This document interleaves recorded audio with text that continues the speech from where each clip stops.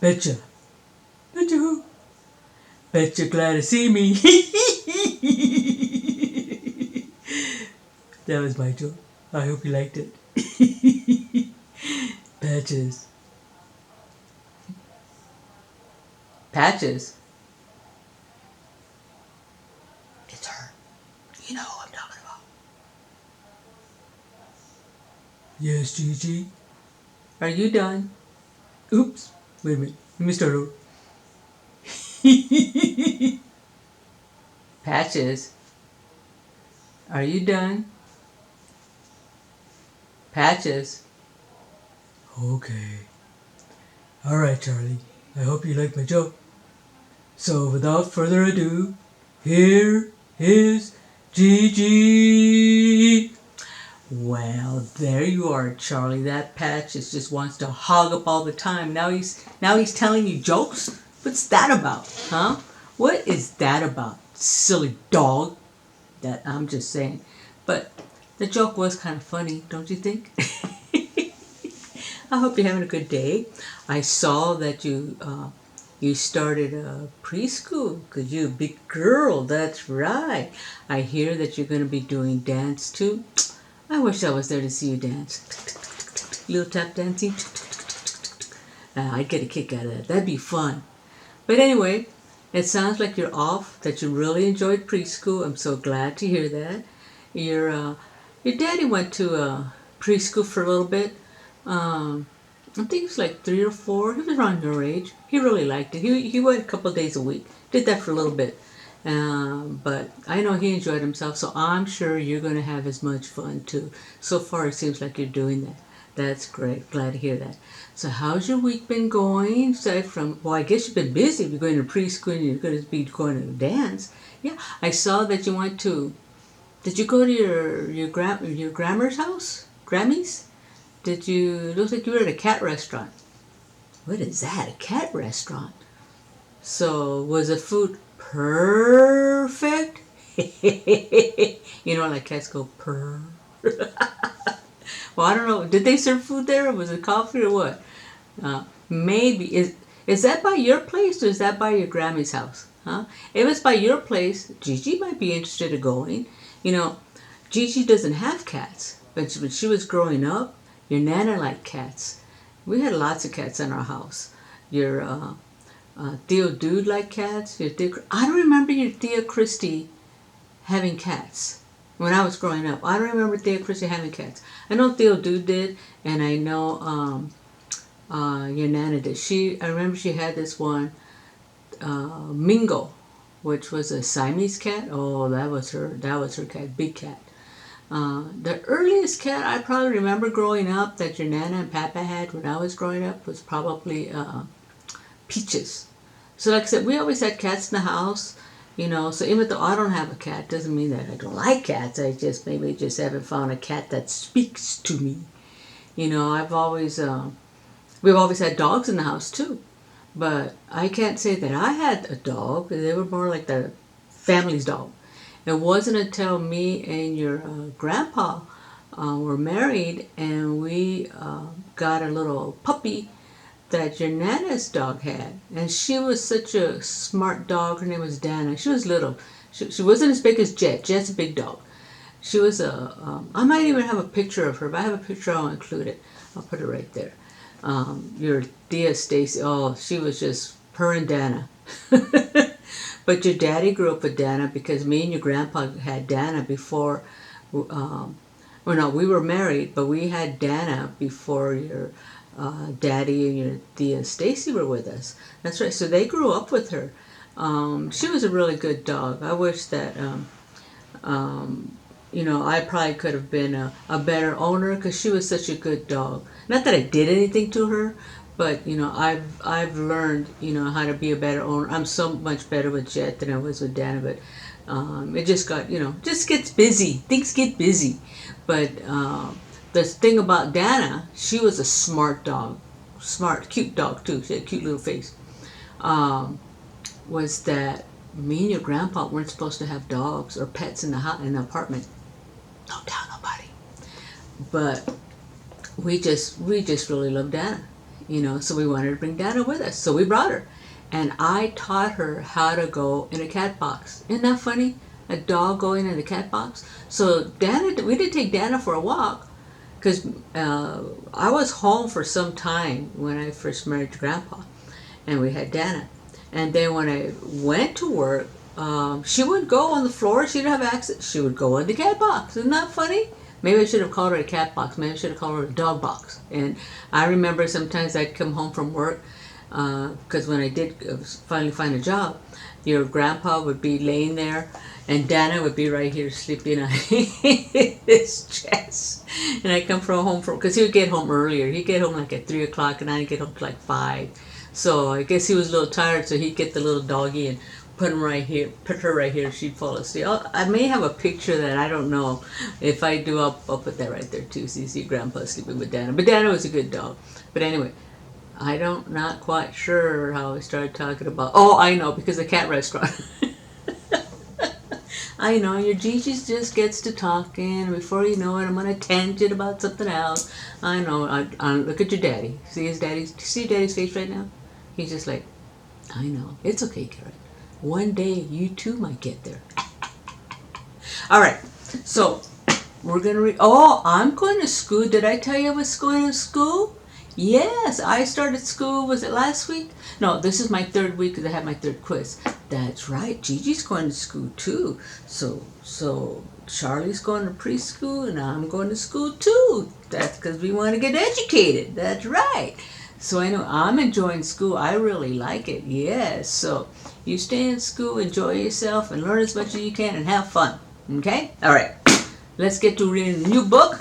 It's still the same book, Dr. Seuss, but a new story. The story we're going to read today, because we finished the last one about, what was the last one? About the turtle? About the turtle stacking up on top of each other. Can you remember that one? Yertle, the turtle, and the King Yertle? Yeah, we've done with that one. We're going to read Gertrude McFuzz. I don't think I've ever read this one. Gertrude McFuzz. Okay? So let's see what old Gertrude has to say. It's a girl bird. Okay. There was once a girl bird named Gertrude McFuzz, and she had the smallest plain tail ever was. One droopy droop feather, that's all that she had, and that one feather made Gertrude so sad. For there was another young bird that she knew, a fancy young birdie named Lola Lee Loo. Oh no, not one of those names. Lola Lee Loo, and instead of one feather behind her, she had 2. Poor Gertrude, whenever she happened to spy Miss Lola Lee Loo flying by in the sky, and she got very jealous. She frowned and she pouted. Then one day she got awfully mad and she shouted, "This just isn't fair. I have 1, she has 2. I must have a tail just like Lula Lelu." Okay, so here's Gertrude's problem. Okay, let me fix this book here. Gertrude has 1 little tail on her, because birds have tails. So there's her little tail. And then look at the other tail and the other bird. See how she has 2? So Gertrude is jealous. She shouldn't be jealous though. So she flew to her uncle, a doctor named Dake, whose office was high in a tree by the lake. And she cried, "Uncle Doctor, oh please do you know of some kind of pill that will make my tail grow?" "Tut, tut," said the doctor, "such talk. How absurd. Your tail is just right for your kind of a bird." Then Gertrude had tantrums. She raised such a din. Then finally her uncle, the doctor, gave in. And he told her just where she could find such a pill. On a pillberry vine on the top of the hill. "Oh, thank you," chirped Gertrude, and she flew right straight to the hill where the pillberry grew. I don't know about this story already. I'm already confused. See, there's a doctor that's Gertrude. Yes, there was a vine, and as soon as she saw it, she plucked off a berry. She started to gnaw it. It tasted just awful, almost made her sick. but she wanted that tail, so she swallowed it quick. Then she felt something happen. She felt a small twitch, as if she'd been tapped down behind by a switch. And Gertrude looked around, and she cheered. It was true. 2 feathers exactly like Lola Lee Loo. Then she got an idea. Now I know what I'll do. I'll grow a tail better than Lula Lee Loo. These pills that grow feathers are working just fine. So she nibbled another one off the vine. Uh-oh. She's getting greedy. See, she's got a tail like the other bird. But now she doesn't want just that. She wants 2. That can't be greedy, man. She felt a new twitch, and then Gertrude yelled, "Whee! Miss Lola has only just 2. I have 3. When Lola Loo sees this beautiful stuff, she'll fall right down flat on her face, sure enough. I'll show her who's purty, I certainly will. Why, I'll make my tail even purtier still." She snatched at those berries that grew on that vine. She gobbled down 4, 5, 6, 7, 8, 9. And she didn't stop eating, young Gertrude McFuzz, till she'd eaten 3 dozen. That's all that there was. Oh my gosh, she ate all the berries. Greedy and jealous. She's just trying to show off, and that's not cool. That's not cool at all. Then the feathers popped out with a zang, with a zing. They blossomed like flowers that bloom in the spring. All fit for a queen, what a sight to behold. They sparkled like diamonds and gumdrops and gold. Like silk, like spaghetti, like satin, like lace. They burst out like rockets all over the place. They waved in the air and they swished in the breeze. And they were as long as the branches of trees. And still they kept growing. They popped and they popped until long about sundown, when they finally popped. And now, giggled Gertrude, the next thing to do is to fly right straight home and show Lola Lee Loo. And when Lola sees these, why, her face will get red. And she'll let out a scream and she'll fall right down dead. Well, that's what she thinks is going to happen. She does have a lot of pretty feathers, but what cost? The reason why she did it's not cool, right? Right, Charlie? Not cool. Then she spread out her wings to take off from the ground, but with all those feathers, they weighed 90 pounds. She yanked and she pulled and she let out a squawk.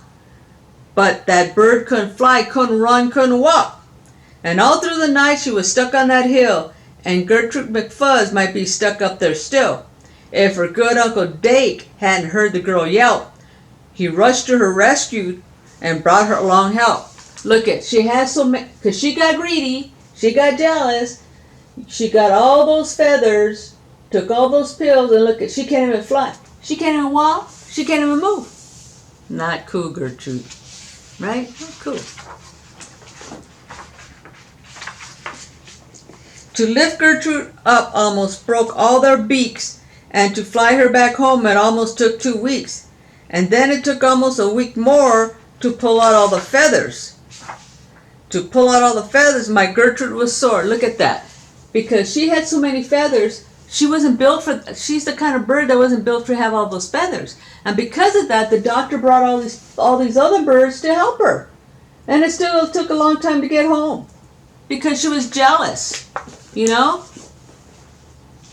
She wanted to be something that she wasn't. She wasn't a bird like Lola Lee Loo. She was a bird like Gertrude. And finally, when all the pulling was done, Gertrude behind her again had just one. That one little let me see, what happened here? To pull out all those, and then it took almost another week more to pull out all those feathers. My Gertrude was sore. And finally, when all the pulling was done, Gertrude behind her again had just one. That one little feather she had as a starter, but now that's enough, because she's now smarter. That's right. Be happy with who you are. Be happy with what you have. And if you want something else, because somebody else has it, don't be jealous of that. Maybe you might want something that they have, but don't be jealous of them. Try to see what you can do to get that. If it's for you, you know what I'm saying? But don't be jealous because of what they have, because that's not cool. You know? You don't know what they did to get that. But you know what you have. So take pride in what you have. Be proud of who you are. You know? You're a smart, you're talented, you're intelligent, of course you're cute Charlie, you know, but you're funny, you're smart, you're inquisitive, you're unique, you're special. Do not ever underestimate all those things that you are, Charlie, because you are fabulous. That's right. You're a fabulous, fabulous girl. Don't let anybody ever underestimate you, and don't let anybody tell you anything different. Because Gigi said it, Gigi knows.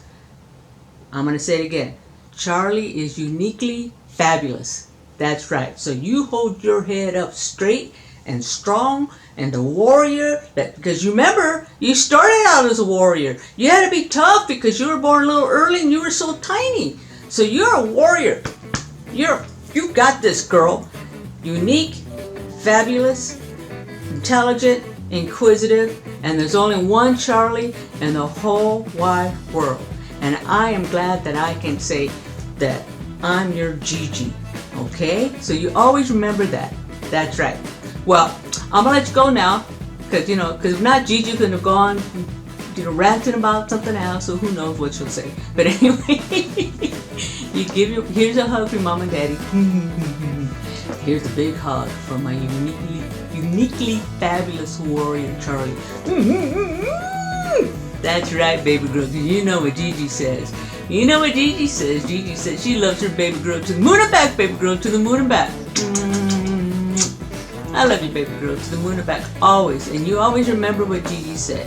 Uniquely fabulous warrior. That's my Charlie. To the moon and back, baby girl.